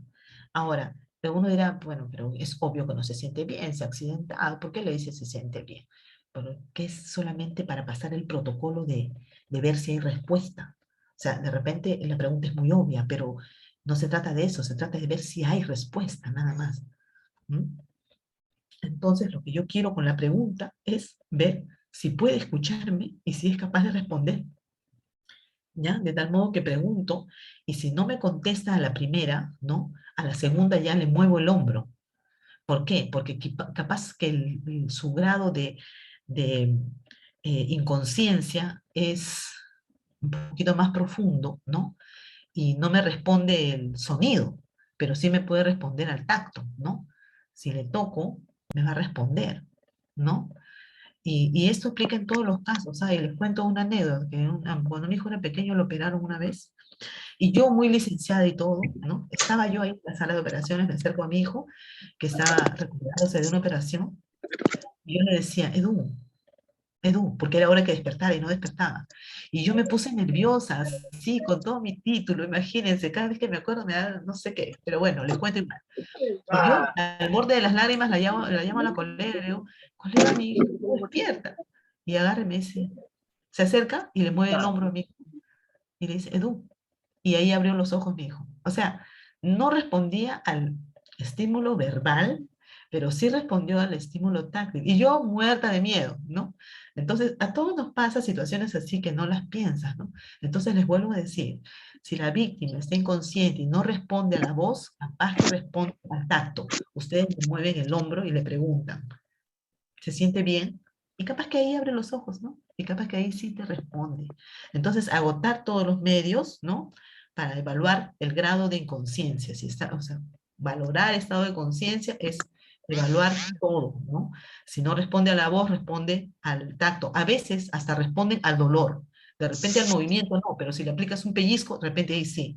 Entonces, agotar todo para realmente allí determinar, no, está profundamente inconsciente, ¿no? Una pérdida de conciencia total, ¿no? Pero no solamente porque le hablas y no contesta va a decir está inconsciente, ¿no? Ya saben, tacto e incluso dolor, ¿ya? No le apliquen la maldad, pues solamente un pellizco, ¿no? Para ver si es que reacciona, ¿ya? Entonces, valoración primaria, valoras el estado de conciencia, si responde o no, a la voz, al tacto, al dolor. Luego, evaluación de la respiración. Perfecto. ¿Sabemos evaluar la respiración? Sí, sabemos que cada vez que se eleva el pecho, ¿no? Es una respiración. Entonces, si yo me acerco, como está haciendo la persona en la figura, de repente en esta no se ve bien, pero te tienes que acercar a la cara de la víctima para escuchar el sonido que hace la persona cuando respira. Es sentir el aire que va a emanar de su boca y nariz cuando respira y que da en tu mejilla.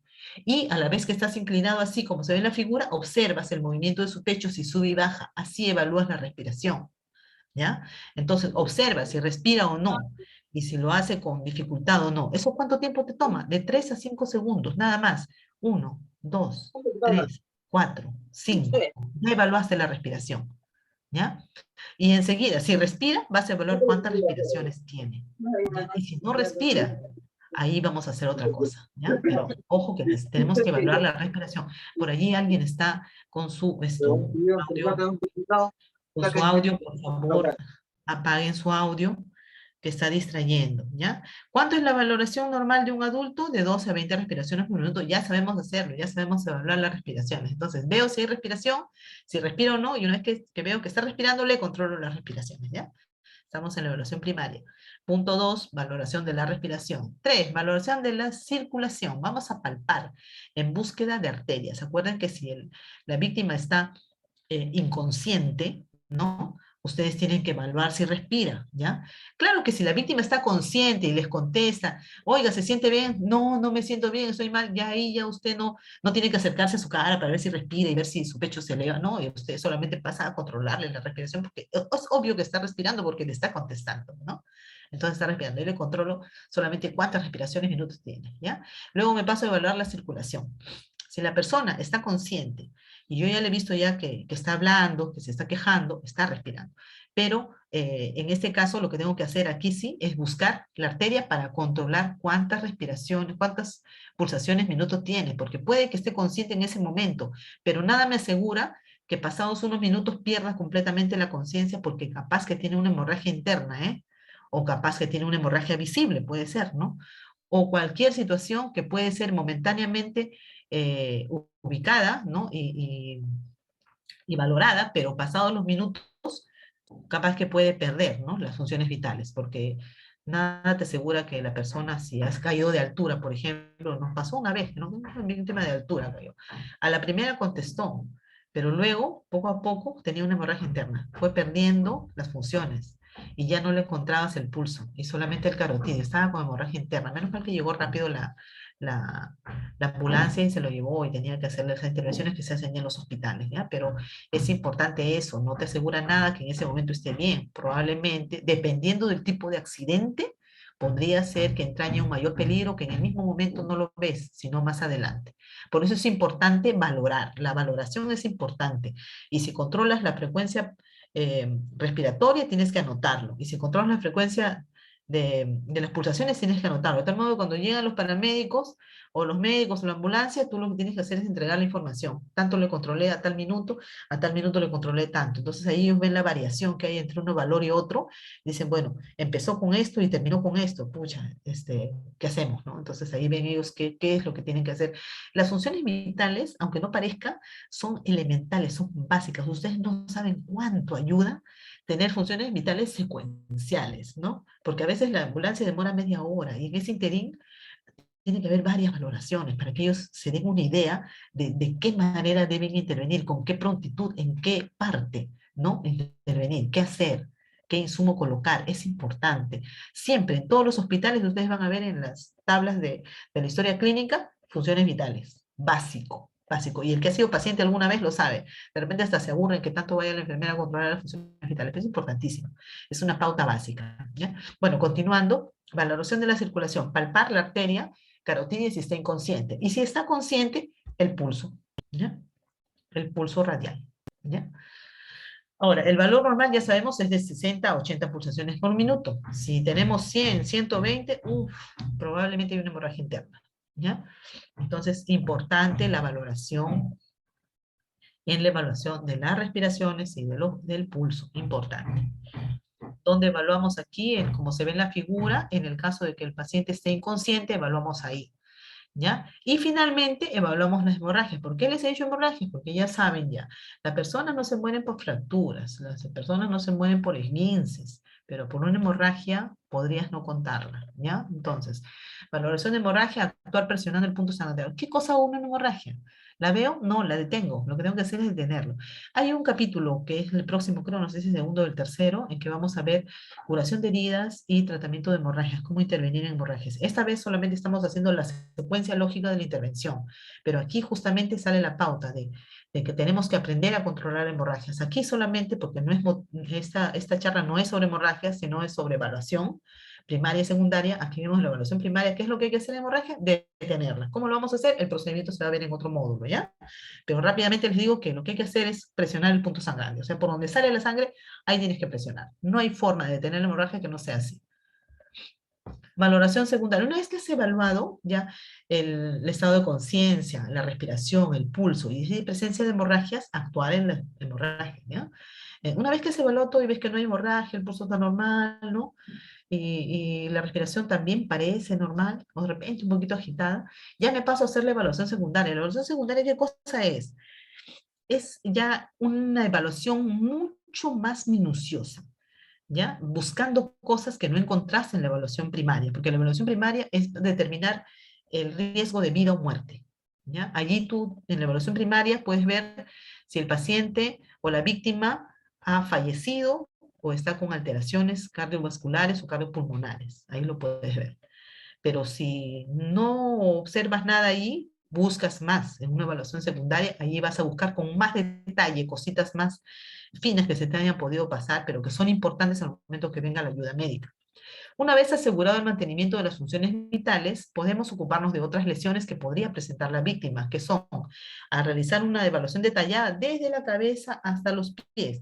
Hay que tranquilizar al herido y decirle, señor, no se preocupe, o amigo, no te preocupes, vamos a evaluarte de nuevo, vamos a ver si hay alguna cosita más que reportar.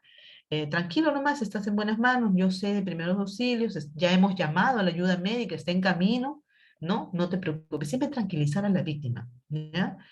Yo les digo, la verdad es que en este caso, por ejemplo, perdón, de hemorragias, a veces cometemos el error de, al intervenir, asustarnos, ¿no? Estamos asustados, pero nos guardamos nuestro susto, ¿ya? No podemos demostrarle a la víctima que estamos asustados o que estamos nerviosos. Los nervios, el miedo, siempre nos acompañan en cada intervención. Por más experiencia que tengas, siempre vas a tener ese ¿cómo te digo? Ese temor, ¿no? De intervenir. Es natural, pero no te asustes mucho, o trata de controlarlo. Porque, por ejemplo, si ves a una persona que está sangrando, no dice, ay, la sangre, ¿cómo sale? Ay, Dios mío. No, evítate esos comentarios. Tú solamente mantente tranquilo y presiona el punto sangrante y tienes que decirle a la víctima, sí, aunque sea miente, ya llega la ayuda, aunque tú no estés seguro de que venga, pero tú le tienes que tranquilizar, porque si no, la angustia no ayuda para nada. Entonces, la única manera de ayudar a la víctima es darle tranquilidad. Si esa tranquilidad pasa por darle una mentira piadosa, háganlo, ¿no? Si ven que el hueso se está saliendo, no es decir, ¡ay, Dios mío, se sale el hueso! No, nada, tranquilo, no pasa nada, no, esto no hay problemas, eso se resuelve rápido, no es grave. Así le tienes que decir, porque si no, las personas, ya lo he visto varias veces, las personas se angustian, las personas quieren levantarse, quieren huir, quieren buscar a su familia. Entonces, la tranquilidad que le puedas dar en la medida de que esté en tus manos, te la das. ¿Ya? Es importante tranquilizar a la víctima y no procurarle mayor estrés del que ya de hecho tiene. ¿Mm? Y bueno, entonces, en la valoración secundaria, como les decía, vamos a ir buscando de la cabeza hasta los pies alguna situación que se nos haya pasado por alto. Ojo que esto no nos hace médicos, no nos hace enfermeros, ¿no? Nos hace solamente personas preparadas para brindar un auxilio inmediato en espera de la ayuda especializada. ¿Ya? Entonces, la valoración secundaria pasa por evaluar de la cabeza a los pies, nuevamente les digo, buscando otras cosas, ¿no? Buscando de repente que el iris esté muy dilatado, buscando cualquier signo de hemorragia interna, porque la sangre busca por dónde salir, ¿no? Entonces, si tú ves que sale, si no hay un sangrado visible, no hay una herida expuesta hacia afuera por donde salga la sangre, a veces hay golpe y afectación de órganos internos con ruptura de vasos sanguíneos internos. Entonces la sangre está saliendo, pero está dentro, no la ves. ¿Por dónde la sangre busca su salida? Por los orificios que tenga el cuerpo, ya sean por la nariz, por los oídos o por el recto, busca que salga. Entonces la evaluación secundaria pasa por el tema de estar evaluando qué cosa hay. Vas a palpar la cabeza para ver si se hunden tus dedos al momento de palpar. Probablemente hay una fractura, si ha habido caída de altura, ¿no? Capaz hay una fractura de cráneo, ¿no? Entonces, al deprimir, al tocar, se hunde tu mano, entonces probablemente hay una fractura. Tienes que tener mucho cuidado, ahí no lo toques porque la masa encefálica es muy, muy delicada y compromete pues todo el sensorio completamente, ¿no? El sistema nervioso. Entonces lo que tienes que hacer es evitar presionar allí. Observar los ojos, las cavidades, ojos, nariz, boca, oídos, y luego ir bajando poco a poco con tus dedos y ver si hay una fractura a nivel de la clavícula, que es muy frecuente. La clavícula se fractura con mucha facilidad. Observar si hay movimiento ahí. Y hay un tema, ¿no? Que es el crepitar. Si nosotros cogemos nuestro cabello y lo friccionamos así, así, ¿no? En los que tienen cabello largo en la operación, ese es un crepitar. ¿Qué cosa es un sonido muy característico de las fracturas? Si al movilizar a la víctima tú escuchas un crepitar, probablemente hay una fractura y trata de no tocarlo, ¿ya? Enseguida ir bajando y ver también el abdomen. Si el abdomen está muy duro, tenso, como una tabla, probablemente hay una hemorragia interna. Si esta rigidez del abdomen va en aumento y se pone cada vez más rígido, más duro, ¿no? Hay una hemorragia interna probablemente. Y si de la mano tú vas evaluando tus pulsaciones y ves que hay una variación y está incrementado fuera, por encima de su valor normal, entonces probablemente hay una pérdida sanguínea interna, ¿ya? Y bueno, luego, una vez que has evaluado y no tiene mayor problema, le vas a poner de costado, ¿ya? Porque las personas siempre mantenemos la boca húmeda. ¿Se dan cuenta que nuestra boca siempre está húmeda? Porque nosotros constantemente tenemos ahí glándulas, ¿no? Constantemente están generando líquido. Por eso es que la boca siempre está húmeda. Salvo cuando hablas mucho, ¿no? Entonces ahí sí necesitas tomar un vasito de agua, ¿no? Porque hablas mucho y tu medio externo se introduce en tu cavidad oral y entonces se seca un poco la boca, ¿no? Porque pierdes, a través de cada palabra que dices, vas perdiendo gotitas pequeñitas de agua, de líquido, ¿no? Entonces tu boca tiene que hidratarse cada cierto tiempo. Pero constantemente la boca siempre está húmeda, no es una superficie seca. Entonces, ¿qué quiere decir? Que las glándulas segregan siempre líquido. Si tú estás inconsciente mucho tiempo, tu boca se va a llenar de líquido. Entonces hay que poner a la víctima en la posición que vemos ahí, porque si está inconsciente, pero está respirando, y tú lo pones boca arriba, probablemente todo el líquido que tiene en la boca se le pase a la vía respiratoria. Entonces es importante, si lo vas a tener en, en espera, ¿no? Esperando que venga la ayuda médica, tienes que colocarlo en la posición de seguridad que es de costadito, ¿ya? Pones ahí, le llaman la posición de la bailarina, ¿no? Así, ¿ya? Las piernas, una pierna levantada, la otra estirada, un brazo estirado para un costado y el otro para acá, de tal modo que la cabeza va para un costado y cae la babita que se genera va a caer para un costado y no se va a ir para la vía respiratoria. Importante esa postura en el momento de espera, ¿ya? Entonces, creo que allí, hasta ahí, terminamos esta parte, porque ya estamos ya con 26 minutos, tenemos 4 minutos para alguna pregunta que haya surgido. El próximo jueves continuamos con la parte de heridas y hemorragias. Hasta aquí llegamos en lo que es la evaluación, ¿no? Primaria y secundaria, ¿ya? Buscando nuevamente como repasar, ¿no? Volver a repasar el cuerpo y ver qué otras cosas se me pasaron por alto y de repente pueden ser materia de una intervención, ¿ya? Bueno, entonces, estoy llana a las preguntas que hay que contestar. Si algo no quedó claro, solamente me lo dicen y aquí lo resolvemos. ¿Bien? Se abre para el diálogo. ¿Alguna pregunta, por favor?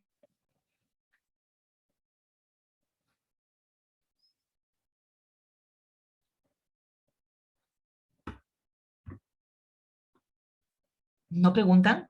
Hay 103 personas en línea. ¿Alguien quiere preguntar algo? Bueno, acá la secuencia de cómo hacer para voltear a la víctima, si es muy pesada, si es muy gordita de repente y nosotros somos menudos, ¿cómo hacemos, no? Colocamos el brazo para arriba y luego lo traemos hacia nosotros para poder doblar el cuerpo con más facilidad y que el peso de la víctima no nos Toma. afecte. ¿Alguna ¿Qué has pregunta, por comprado? favor?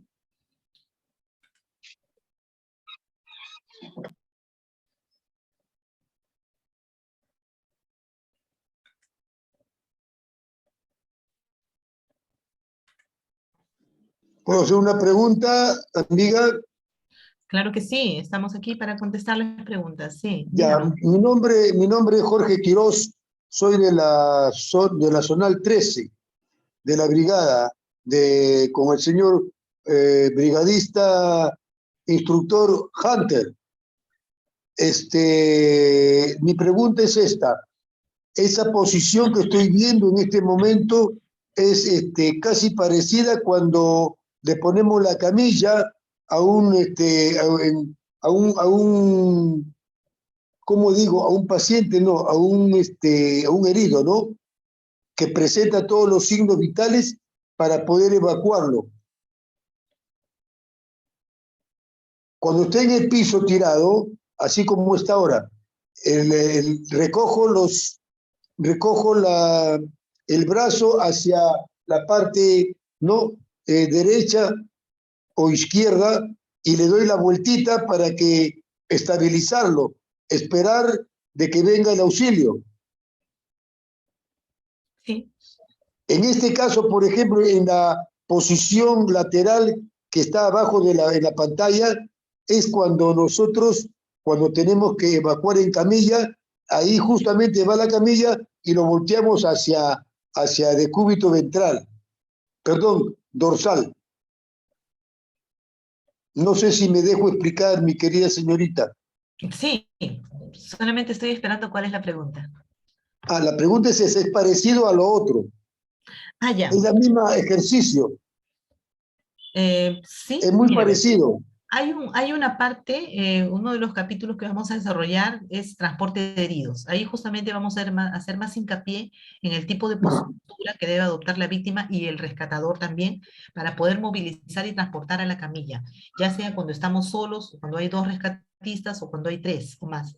Entonces, sí, efectivamente usted tiene razón, porque todo es dinámica corporal en realidad. Y vamos a Así pasar es. la secuencia nuevamente, ¿ya? Vamos a leer, porque creo como ya ha surgido esta pregunta, mejor lo decimos de una vez. ¿Qué hay que hacer? Colocar Gracias. el brazo más cercano, formado en un ángulo recto, como vemos acá en la figura, con el cuerpo y el codo doblado con la palma de la mano hacia arriba, así, como ven ahorita, ¿ya? Esto, luego, poner el brazo más alejado sobre el tórax, como se ve ahí en la figura también, y el dorso de la mano contra la mejilla de la víctima que esté más cercana a usted, así, ¿ya? Así como ven ahorita en la figura, y me ven en la pantalla. Entonces, seguidamente, ¿esto con qué finalidad? En realidad, yo, si es una víctima pequeña, la puedo cargar y pasarla, ¿no? Si es que voy a transportarla en una camilla. Pero en estos casos, porque la víctima está inconsciente y su peso no me va a permitir levantarle el hilo yo sola. Entonces, necesito hacer este ejercicio de dinámica corporal para poder movilizarlo con más facilidad. Como ven ustedes, con la mano agarran la pierna más alejada, la que está no la que está al lado tuyo, ¿no? Como tú eres el que va a movilizar, ¿no? Tienes que fijarte en la pierna que está más alejada, al otro lado, ¿ya? Y traerla hacia ti, la jalas hacia ti. Entonces, eso hace que el peso se reduzca por un asunto de física, ¿no? Acercas a tu cuerpo y es más fácil movilizar a la víctima. Esa misma mecánica se utiliza para transportar a la víctima a una camilla, pero en este caso nosotros solamente la volteamos para que pueda drenar el líquido de la boca hacia el piso. No la subimos a ninguna camilla para volver a colocarla en el cúbito dorsal como dijo el compañero, ¿no? Entonces, con la otra mano agarrar la pierna más alejada y el hombro más alejado y lo volteamos, ¿no? Entonces, así es más sencillo, ¿ya? Porque si nosotros pretendemos hacerlo de otra manera, la víctima es muy pesada y nos va a tomar mucho tiempo, más dificultad y de repente movilizamos mal también. Mejor hacerlo de esa manera. Sí, vuelvo a contestar, es la técnica que se usa también para tratar de movilizar a la víctima y pasarla a una camilla. En estos casos de la camilla, lo que hacen es ponerla en posición de recuperación, así como lo vemos en el punto 4, y luego pasamos la camilla por abajo, ¿no? Y luego volteamos a la víctima y la regresamos a su sitio. Entonces ya no cargamos, ¿no? ¿Se dan Exacto. cuenta? Es menos esfuerzo. Sí, volviendo a la pregunta de su compañero, es muy parecida la técnica, es la misma técnica y muy parecida a la posición que se adopta para movilizar a la víctima y subirla a una camilla. Sí. Perdón, la diferencia, o sea, no, claro, la diferencia es que en este ejercicio que estamos viendo, el paciente se queda tal como está hasta que venga el auxilio. Sí. En Y el con la otro camilla caso, lo regresamos a su sitio. Sí. claro, claro, claro. Ya, pero para transportarlo, para llevarlo ya. Ajá, cuando la vamos a transportar. En este caso, esta postura es la posición de recuperación en espera de la ayuda médica que va a venir, porque hemos hecho ya la evaluación primaria y la evaluación secundaria. Entonces, determinamos que solamente tiene que esperar a que venga la ayuda médica. No se necesita transportarlo. Si decidiéramos transportarlo, ponemos la camilla por la parte de atrás, por su espalda, y a la víctima la regresamos de nuevo a su sitio, de tal modo que al voltearse va a caer directamente sobre la camilla sin necesidad de que nosotros estemos levantándolo en peso, y así lo transportamos, si hubiera necesidad, ¿no? En este caso, Estamos trabajando solamente sobre lo que es la posición de recuperación en espera.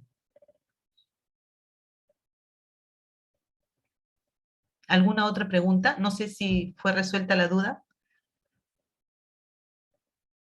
¿Hola?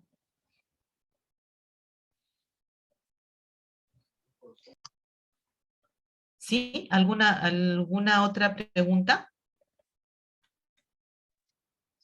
Buenas tardes, señor. Sí, mi pregunta es, ¿qué tanto varía las pulsaciones? Ya que tengo entendido que en mi formación en el 2016, disculpe, las pulsaciones eran de 60 a 90 y ahora, bueno, observo que usted nos está indicando que es de 60 a 80. ¿Qué tanto es la variación o a qué depende la variación año tras año? Porque es lo que puedo observar, ¿no? A qué se debe? Esa es mi pregunta. Muchas gracias. Bueno, en realidad son solamente referencias científicas, ¿no? Hay algunos autores que pueden decir que lo normal es de 60 a 90. No entra en contradicción con lo que le decimos, pero lo más frecuente es que la tipificación de valoración normal de pulso, la más usada, sea de 60 a 80. Lo que no quita que algún autor diga que es hasta 90. Habría que revisar en todo caso, ¿no? No entra en contradicción. Finalmente, las pulsaciones por encima de 80 ya están considerando un gasto cardíaco mayor.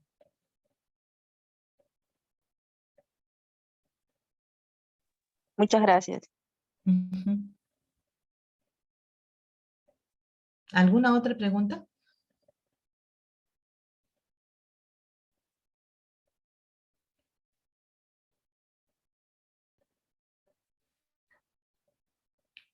¿Alguna pregunta? Vamos, pregunten. Si no quieren hablar, escríbanos por el chat, igual les contestamos porque estamos aún dentro del tiempo. Yo sé que este tema siempre deja preguntas sueltas y es importante que aprovechemos de hacerlas en el momento en que es oportuno hacerlas, ¿no? Porque quizás si luego nos vamos con la duda y luego decimos, caramba, ¿por qué no pregunté, no? Entonces, si yo algo no tenga respuesta en el momento, yo les aseguro que para la siguiente clase la voy a tener, ¿no? Pero quiero recibir todas las dudas que haya por si quedó algo que no está muy claro. A mí me ayuda mucho las preguntas porque me da una pauta de en qué tengo que hacer más énfasis la próxima vez que trate el mismo tema. Entonces, considérenlo así, como que me están ayudando con las preguntas, ¿no? A ver, acá dice, ¿de dónde se obtiene la literatura que dice que es de 60 a 80? Bueno, eso es bueno, la mayoría de las pautas teóricas para elaborar nuestros módulos los obtenemos del ay, ¿cómo se dice en inglés? Bueno, la mayoría de las cosas las investigan más los gringos que nosotros, ¿no? Entonces nosotros obtenemos toda nuestra literatura de la Asociación Cardíaca de los Estados Unidos. Entonces ellos nos dan esas pautas que nosotros obtenemos y manejamos como referencia. Lo que no quita que pueda haber otra valoración que sea de repente más precisa, no sabría decirlo, pero la más usada es esta, ¿no? Entonces a esa es la que nos acogemos. No sé si la pregunta era de la misma persona o es otra, que se tenía entendido que era de 60 a 100. No, por favor. No, 100 pulsaciones por minuto, no, ya es, mm, es otra cosa, ¿no? No es normal tener 98, 100 pulsaciones por minuto, ¿no? Imagínense cómo sería. Y en la pandemia lo hemos visto, ¿no? Hemos visto cuál era el rango normal que tenía que obtener y por encima de cuánto nosotros tenemos que alarmarnos, ¿no? En los casos de COVID. Entonces revisen también su literatura y vean, ¿no? 100 pulsaciones, ¿no? Taquicardia ya. 100 pulsaciones minutos, ¿no? Perdóneme, señorita, ¿qué quiere decir 12,7? 12,7. 12,7 es 120 con 70. 12. Estado normal de pulsación cuando miden la presión. A ver, ¿quién habla? ¿Cómo se llama usted? Jorge Quirós nuevamente, señorita. Señor Jorge, usted es brigadista, ¿no? Sí, Ya. ¿Usted es técnico de enfermería? ¿Es enfermero? llevé un cursito de primeros auxilios. Ya, Perdóname. ya, perfecto. Entonces vamos a hablar. Yo le pregunto para saber cómo dirijo mi respuesta, ¿ya? porque mientras más lego sea usted, o más conocimientos tenga, más precisa voy a ser. Y si no, vamos a generalizar un poquito, para empezar. Y esto es importante, ¿no? A veces uno tiende a asociar unos valores con otros. Nosotros hemos hablado solamente de respiración y de pulso. No hemos hablado de presión arterial, porque la presión arterial no es un tema que se vea como primeros auxilios, ¿no? Entonces, cuando nosotros hablamos de 12/7, ¿no? A ver, ¿cómo es esto? 12/7, así se lo ven en la pantalla, ¿no? A ver, ajá, a ver, ¿dónde está? Acá, así, ¿no? Entonces, cuando lo vemos así, decimos, ¿qué es esto, no? 120/70 o 12/7. Nos referimos a presión arterial, no a pulso. La presión arterial siempre está dada por dos valores, ¿ya? Señor Jorgito, entonces la presión arterial siempre nos va a dar dos valores, 12/7, como dice usted, o 120/70, ¿ya? Pero es la presión arterial. ¿Qué nos indica? La presión mayor, ¿no? O sistólica, y la presión menor o diastólica, ¿ya? ¿Qué es la presión mayor? Es la presión que hay cuando el corazón ha enviado una carga de sangre. Es la mayor presión que hay en las arterias. Y la presión diastólica, que es en este caso el 7, ¿no? Que usted me refiere, es la presión diastólica, que es la presión en reposo, cuando no hay latido. Porque no es que uno, cuando hay un latido y luego otro, pero el intervalo entre un latido y otro es la diástole, o sea, el descanso entre un latido y otro. Cada latido es una sístole y cada intervalo entre un latido y otro es una diástole, ¿ya? La sístole es cuando está lleno de sangre, el latido va. Y cuando ya pasó el latido y en espera del siguiente latido, es la diástole. Entonces, por eso, cuando pasa el latido, hablamos de presión sistólica, 12. Y cuando ya el latido ya no va, es el intervalo entre uno y otro, hablamos de presión diastólica o en reposo, que es el 7. ¿Ya? Entonces, siempre en la presión va a haber dos valores. No porque haya dos presiones, sino son dos momentos. Cuando pasa el bolo de sangre y cuando no, y cuando ya pasó. Entonces, cuando pasa, la arteria experimenta una presión inusitada, por eso es la presión mayor. Cuando ya pasa la sangre, la arteria nuevamente se relaja y es la presión menor. Siempre hay dos valores. La más grave es la diástole. La presión menor es donde tenemos que prestar más atención, porque que la presión esté alta cuando pasa el latido, cuando pasa la sangre, no es raro. Lo que es raro es cuando la presión esté elevada, cuando se supone que debe estar en reposo, ¿no? Ahí es que nos preocupamos. Y otra cosa, no hay 12/7, no hay. Hay 120/70. La presión se mide en esos términos. Y si nosotros buscamos un tensiómetro, no vamos a encontrar 12, no vamos a encontrar 7, vamos a encontrar 50, 60, 70, 80, 90, 100, 110, 120, 130, 140, ¿no? ¿Ya? Entonces, así es como se mide. Lo que pasa es que por una mala costumbre, tanto la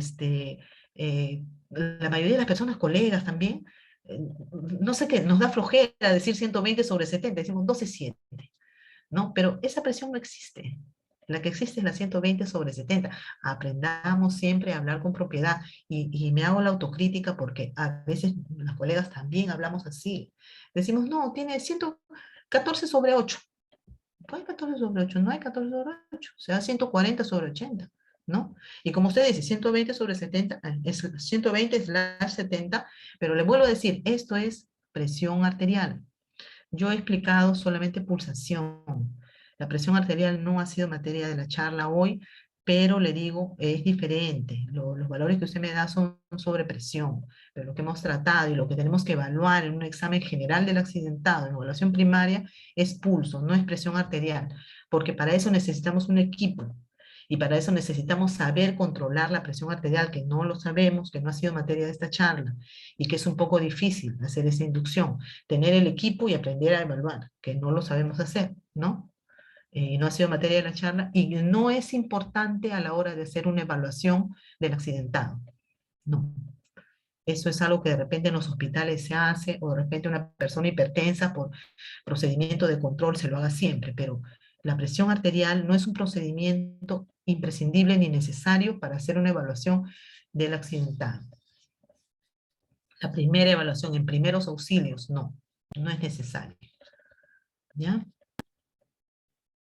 Sí, que no me escuchan bien. Ay, no, recién leo, ¿me han escuchado?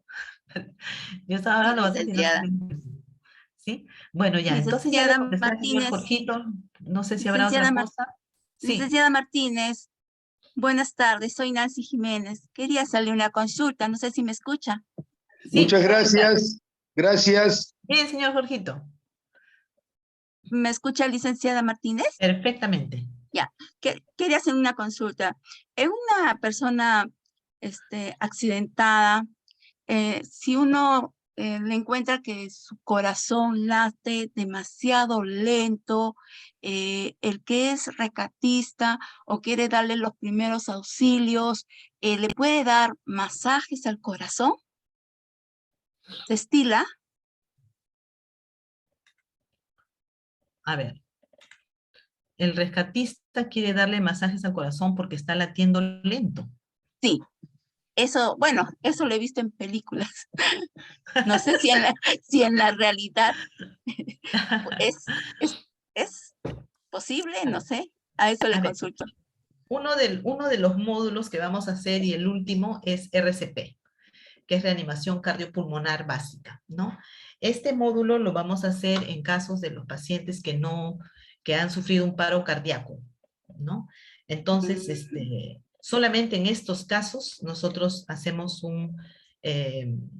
bueno, usted lo llama masaje cardíaco, ¿no? Son Algo similar. compresiones cardíacas.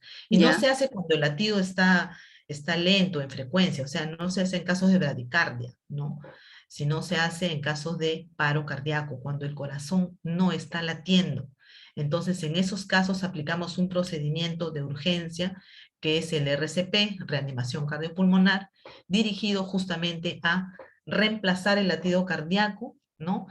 O hacer que retorne el latido cardíaco a través de un procedimiento secuencial, ¿no? Que no es materia de esta charla, pero no se hace cuando los latidos son lentos en su ya, frecuencia, sino se hace cuando hay un paro del corazón, cardíaco. paro cardíaco. Y es paro cardiorrespiratorio, ¿no? Se para el corazón, se paran los pulmones. Pero eso va a ser tema de nuestra cuarto Ah, módulo. qué interesante. Sí, Ya, RCP, lo muy vamos a hacer. amable, licenciada. Gracias, muy amable. Bien.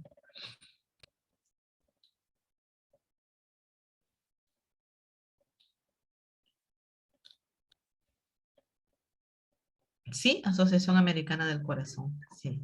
120/70, Yolinda Espinosa dice 120/70, es una valoración normal, está dentro de los rangos, ¿no? Hablamos de normotensión cuando no pasa de 120 la presión sistólica. Si la presión sistólica no pasa de 140, está normal. Si la diastólica no pasa de 90, está normal. O sea, el valor más alto que podemos encontrar es 120/90, que es lo más alto, ¿no? Y a partir de ahí ya todos los valores para arriba son hipertensión.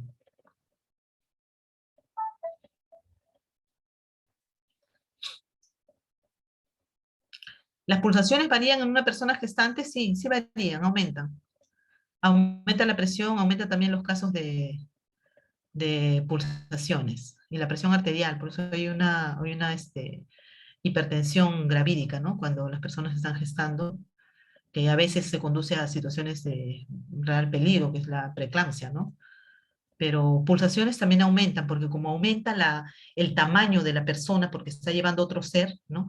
Al aumentar el tamaño, ¿no? De la persona, y ustedes saben que los niños en sus primeras etapas de desarrollo, pues, sobreviven bueno, dependen del aparato circulatorio de la mamá, entonces es mayor demanda para el corazón tiene que esforzarse más para llegar, antes llegaba a una determinada cantidad de células, ¿no? A una cantidad de superficie corporal diferente, ahora aumentamos en peso, ¿no? Entonces nuestro corazón tiene que bombear con más fuerza y con mayor frecuencia, aumenta la pulsación en una gestante, sí. Y mientras más gorditos, más sufre el corazón. Por eso es importante bajar de peso, no por moda, sino por salud. Sí, también respondiendo a lo mismo, tanto obesidad como llevar un embarazo hacen que las pulsaciones aumenten, sí. Bien, Ya estamos sobre las 3:48. Si hay alguna última pregunta, la contestamos. Y si no, ya nos despedimos hasta la próxima sesión, que es el próximo jueves. Su nombre, mi querida amiga. Licenciada Sonia Martínez. Ah, ya, sí, sí, acá ya lo tengo aquí escrito. Te agradezco por todo. Sí, gracias también por la atención. ¿Alguna otra pregunta, por favor?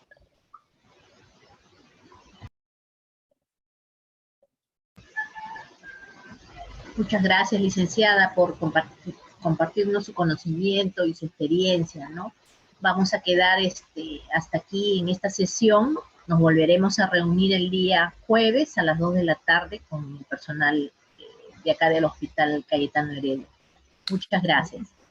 Bien, un gusto para mí también y que tengan buenas tardes. Hasta la próxima sesión. Gracias por la atención.